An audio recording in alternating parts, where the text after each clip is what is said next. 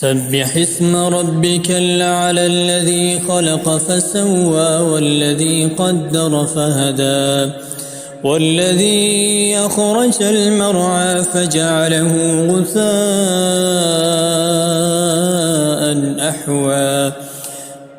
سنقرئك فلا تنسى إلا ما شاء الله إنه يعلم الجهر وما يخفى ونيسرك لليسرى فذكر إن نفعت الذكرى سيذكر من يخشى ويتجنبها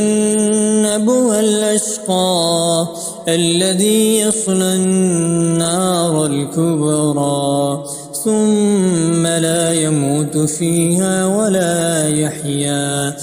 قد أفلح من تزكى وذكر اسم ربه فصلى بل تؤثرون الحياة الدنيا والآخرة خير وأبقى إن هذا لفي الصحف الأولى صحف إبراهيم وموسى.